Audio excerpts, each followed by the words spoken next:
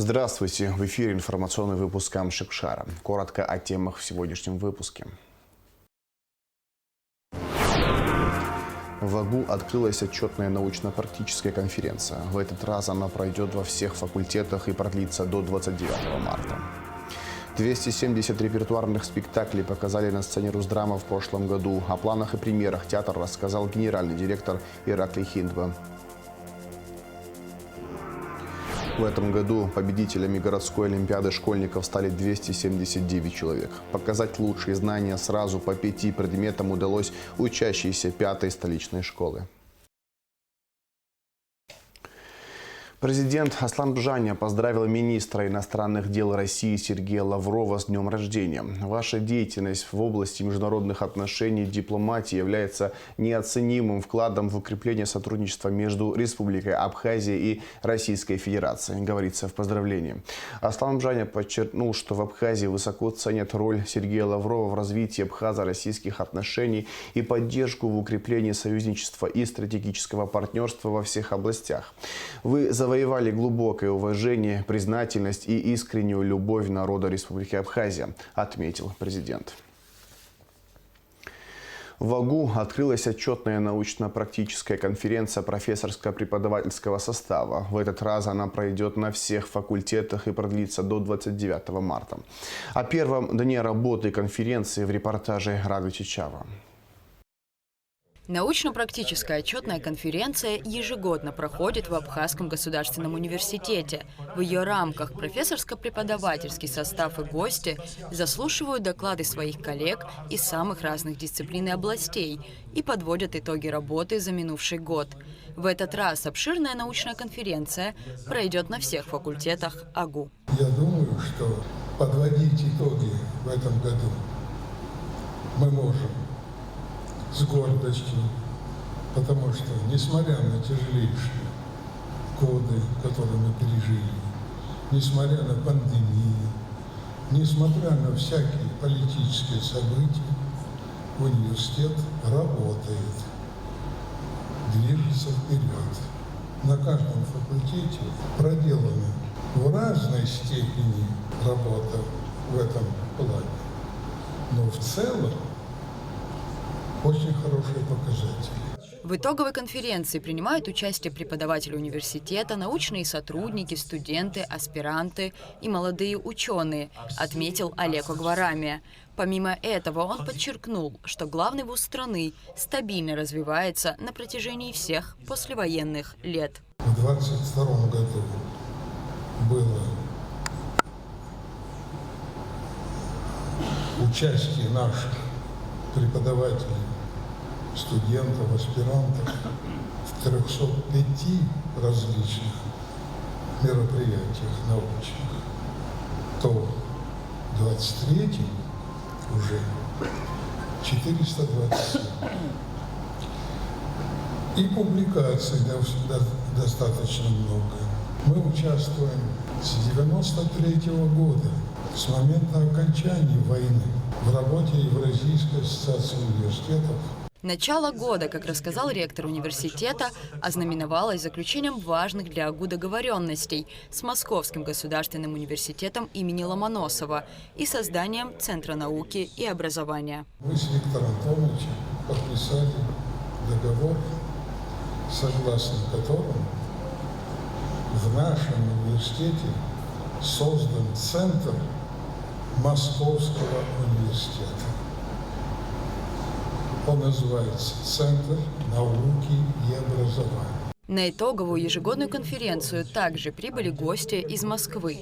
Кандидат экономических наук, доцент кафедры истории народного хозяйства и экономических учений МГУ Майя Сладковская выступила перед студентами и коллегами с приветственным словом. И действительно, Олег Алексеевич просто замечательно совершенно сказал, что вот договор заключили, а мы уже здесь. Для того, чтобы мы продвигали вместе с вами такое, это на самом деле у нас очень сложное дело, продвигать науку. А наука, она может продвигаться только если мы совместными усилиями будем ее развивать. Договор – это как констатация просто факта нашей прекрасной дружбы, наших великолепных отношений. Отчетная научно-практическая конференция в АГУ продлится до 29 марта. Рада Чачава, Алексей Гухава, Абхазское телевидение. Прокуратура Сухума возбудила уголовное дело в отношении Тенгиза Сергегия. Его подозревают в умышленном убийстве и незаконном приобретении, хранении и ношении оружия. По данным следствия, вечером 20 марта у дома номер 37 по улице Кугоня в Сухуме Сергегий не менее 9 раз выстрелил в Ханазаряна, который скончался на месте. Местонахождение подозреваемого сейчас устанавливается. Сотрудниками МВД задержан житель Ярославской области Российской Федерации, подозреваемый в сбытии наркотического средства в Сухуме. У мужчины изъят сильнодействующий наркотик в особо крупном размере. Подробности в оперативной съемке МВД. Сотрудниками УКОН МВД Абхазии задержан житель Ярославской области Российской Федерации Ефимов Григорий Андреевич, 2002 года рождения, подозреваемый в сбытии наркотического средства в городе Сухум. Имеется ли при вас что-либо запрещенное в гражданском обороте Республики Абхазия? Наркотики, оружие, боеприпасы, что-либо у вас имеется? Имеется. Что у вас Храню имеется? наркотические вещества под названием метадон. А где вы их храните? Я их храню под обувью. Граждане понятые, обратите внимание, пожалуйста, в обуви, видите, мы обнаруживаем, замечаете? Свертки, да? Черного и красного цвета. В 18 изъятых у гражданина Ефимова свертках содержалось белое порошкообразное вещество. Я храню для того, чтобы распространять. Распространять каким путем, как вы это делаете? Путем тайных закладок. Я его приобрел каком в городе? России, в городе Москва. И везли, получается, Да, на и территорию. вез сюда. Вы вот так же в обуви? Да, все в обуви вез. Как пояснил задержанный данное наркотическое средство, он приобрел на территории Российской Федерации в городе Москва для последующего распространения путем тайных закладок в Абхазии. Места с заготовленным к реализации свертком наркотического средства Ефимов фотографировал и с указанием геолокации отправлял через мессенджер WhatsApp координатору под псевдонимом Максим. Ранее сделанные закладки, подготовленные к продаже Григорием Ефимовым, были изъяты сотрудниками УКОН МВД в ходе дальнейших оперативно-розыскных мероприятий в отношении задержанного и при непосредственном его участии в присутствии граждан, приглашенных в качестве понятых. В общей сложности масса исследованного в экспертно-криминалистическом центре МВД вещества, которое было изъято при личном досмотре гражданина Ефимова и в местах ранее сделанных им тайных закладок, составляет 19,343 тысячных граммов наркотического средства метадон, что является особо крупным размером. Что происходило? Я фоткал по специальному приложению, в котором были указаны геолокация, ширина, долгота и в том прочее, все до мельчайших подробностей. Какое денежное вознаграждение вы получали за осуществление данной работы? Я должен был получить от 150 до 200 тысяч рублей за то, что сделаю всю работу. Григорий Ефимов санкционирован к содержанию под стражей. Расследование в рамках уголовного дела, возбужденного по признакам состава преступления, предусмотренного пунктом В части 3 статьи 224 Уголовного кодекса Республики, проводит следственный отдел УВД по городу Сухум. 270 репертуарных спектаклей показали на сцене Русдрама в прошлом году. Труппа 12 раз выезжала на гастроли в Россию. Выпущено 6 премьер. Генеральный директор театра Ираклий Хинеба провел пресс-конференцию, где рассказал об итогах работы и о планах Русдрама. Большая гастрольная программа запланирована и в текущем сезоне. Театр покажет свои лучшие спектакли в Москве, Санкт-Петербурге, Новосибирске, Омске и на Сахалине. О других планах и о премьерах, которые порадуют зрителей в ближайшее время, в репортаже Гугуцы Вардани. Спектакли на уровне лучших в Москве. Очень рекомендую ехать в Абхазию хотя бы ради спектаклей этого театра. Театр, в который хочется возвращаться снова и снова. Такие отзывы сегодня можно прочитать о русском драматическом театре имени Фазиля Искандера. И все это благодаря большому труду театральной труппы и руководителя. Ведь на сегодняшний день спектакли в Русдраме играют каждый день. Никогда в истории Абхазии не выходили на сцену столько раз в течение года молодые артисты. Ни в советское время, ни, естественно, не в постсоветское время. И, конечно, это сказывается на их уровне. Просто уже даже кумиры появляются у зрителей молодых тоже, и не только. Вот. А наши артисты опытные, они просто тоже расцветают и только молодеют с каждым годом, я бы так сказал, и блестяще работают в спектаклях, в тех спектаклях, которые идут уже многие годы, и в тех, которые вот мы выпускаем. В 2023 году было сыграно 270 репертуарных постановок. Многие из них уже успели стать хитами. Среди них «Софичка», «Рассказ мула старого хапуга», «Электро», «Красавец-мужчина» и другие. В прошлом сезоне Русдрамом было представлено зрителю 6 премьер, которые собирают аншлаги. «Роман с кокаином» – это вот такой хит абсолютный, который, я уверен, популярность этого спектакля будет только возрастать, потому что он и с каждым показом становится интереснее, и актеры лучше работают каждый раз. Прекрасная работа режиссера Романа Кочержевского. Спектакль «Красавец-мужчина» тоже наш хит, уже огромное количество объездил городов с гастролями России. Здесь постоянно с успехом он идет. Евгений Онегин, такой лаконичный, практически без декораций спектакль. Помимо новых постановок, театр еще успевает выезжать на гастроли и радовать зрителей за пределами республики. В 2023 году у театра было 12 гастрольных поездок. Играли в театрах Москвы, Санкт-Петербурга, Воронежа, Новокузнецка, Горно-Алтайска, Набережных Челнов, Иркутска, Сочи. Детская студия «Чик», кстати, приняла участие в фестивале детских театров в Санкт-Петербурге. Между прочим, детская студия. Не просто. И не то, что родители там скидывались по 30-40 тысяч, чтобы дети поехали, а бесплатно для детей, потому что все оплатил оргкомитет фестиваля замечательным Тюзе Брянцева и с прекрасным директором, нашим хорошим другом Светланой Лаврецовой. Большую поддержку русскому драматическому театру оказывает Министерство культуры Абхазии и России, абхазская московская диаспора, компания «Амобайл». Директор Русдрама отметил, что культурные связи между Абхазией и Россией укрепляются с каждым годом. Благодаря инициативе министра культуры России Ольги Любимовой и при поддержке президента России Владимира Путина, который подписал специальный указ о мерах поддержки русских театров зарубежных стран, наш театр получил финансирование на переоснащение техническое и постановку нового спектакля. Благодаря этому финансированию, которое осуществлялось через ОНО «Русские сезоны», я об этом говорил, кстати, на форуме, благодарил там и Ольгу Борисовну, и всех, кто причастен к этим прекрасным проектам.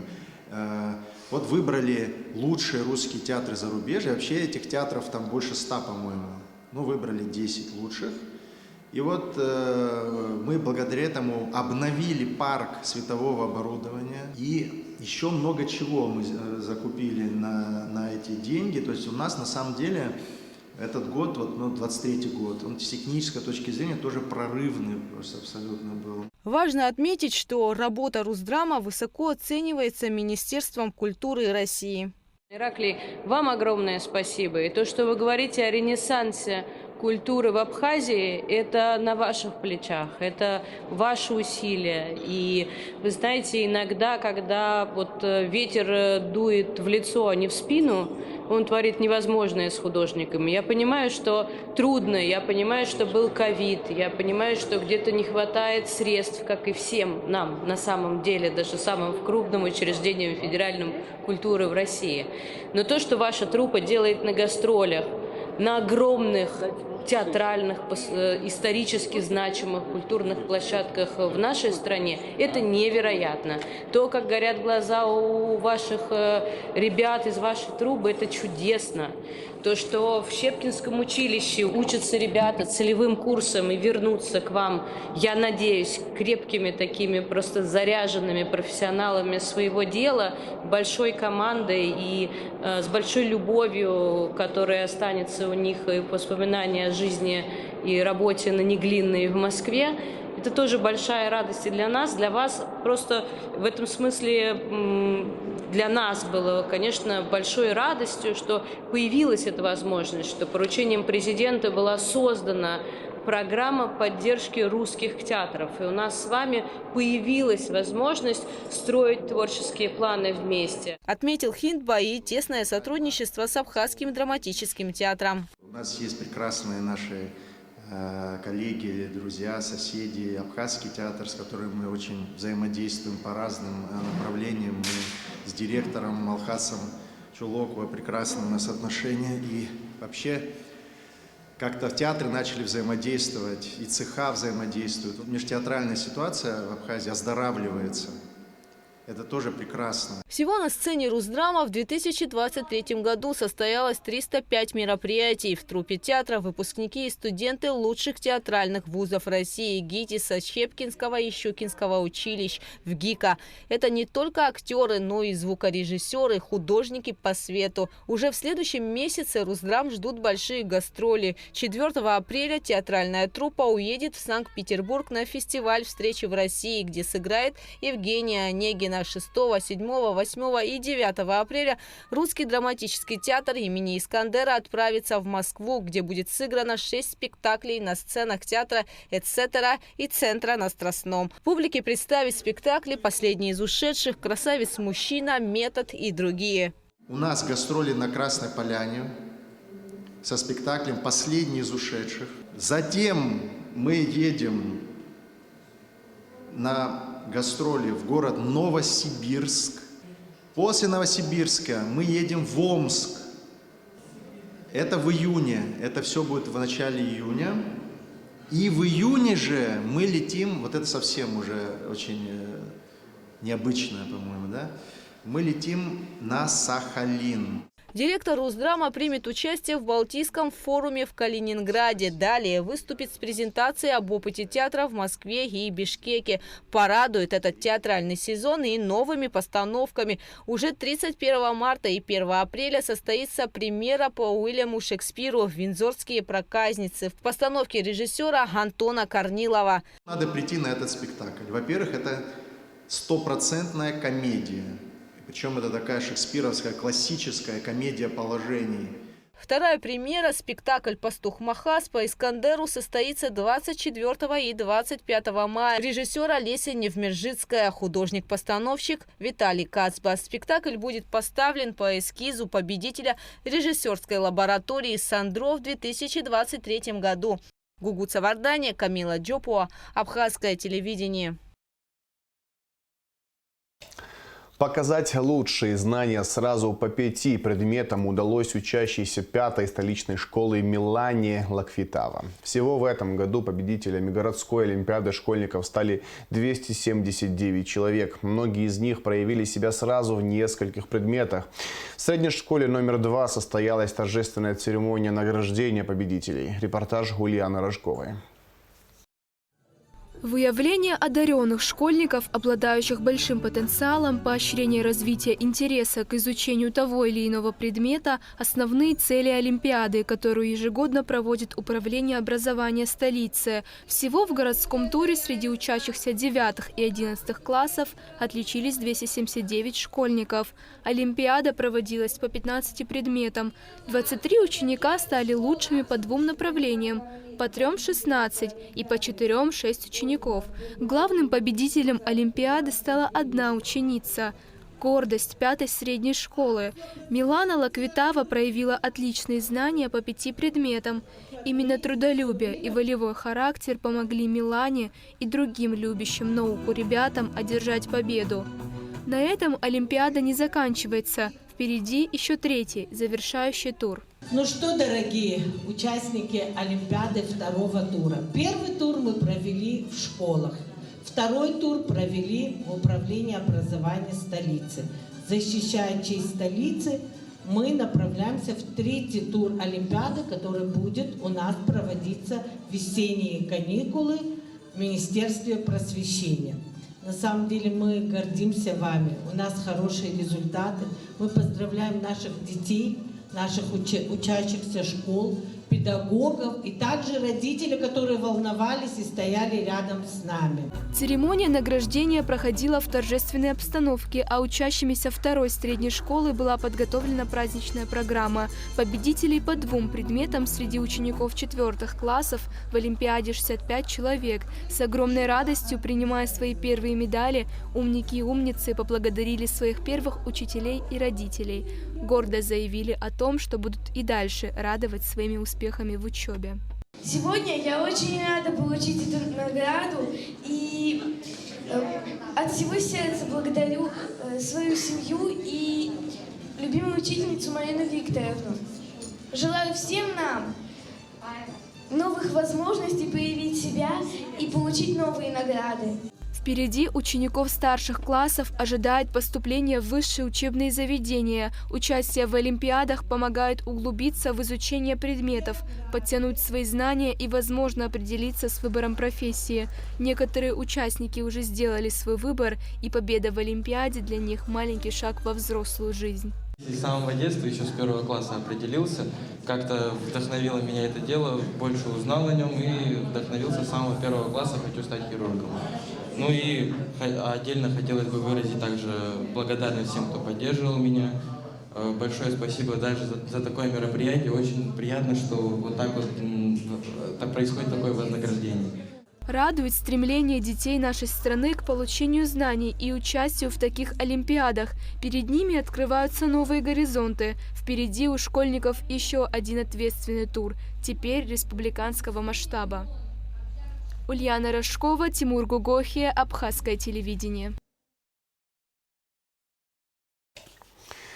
С 22 марта в Абхазии вводится новый график верных отключений, сообщает Черноморэнерго. Свет будут отключать в дневное и ночное время по всей территории республики 2 раза в сутки на 2 часа. В столице Абхазии 26 и 27 октября пройдет Сухум-марафон. Организаторы – московская команда «Беговая история». Мероприятие пройдет при поддержке Госкомитета по делам молодежи и спорту и Федерации триатлона Абхазии. Как рассказали на пресс-конференции в «Спутник», организаторы марафона, участвовать в забеге смогут и дети. Юные участники смогут попробовать свои силы на дистанциях в 500 метров и 1 километр. Взрослые бегуны также могут выбрать свою дистанцию – 5 километров, полумарафон или марафон. Бежать участники будут по набережной Махаджиров, Кадурскому шоссе, проспекту Аяйра и улице Лакоба. Присоединиться к Сухум-марафону может любой желающий. Достаточно зарегистрироваться и предъявить справку о состоянии здоровья. С 29 по 31 марта в Очимчире пройдет международный кубок Очимчира Open Cup по карате Кёкусинкай памяти первого президента Абхазии Владислава Арзенба. В турнире примут участие около 150 спортсменов из Абхазии и России в возрасте от 6 до 17 лет. Главный судья турнира среди спортсменов от 6 до 9 лет, президент Федерации карате Кёкусинкай Абхазии, заслуженный тренер республики Виталий Читанава. Главный судья турнира среди спортсменов от 10 до 17 лет, судья всероссийской и международной категории, президент Московской областной федерации Кёкусинкай карате Василий Богушев. А сейчас расскажем о погоде. По сообщению Гидрометцентра, в пятницу 22 марта на территории Абхазии ожидается облачная погода, дождь, местами возможны грозы, туман. Температура воздуха ночью 4-9, днем 6-11 градусов тепла. Температура морской воды плюс 11 градусов.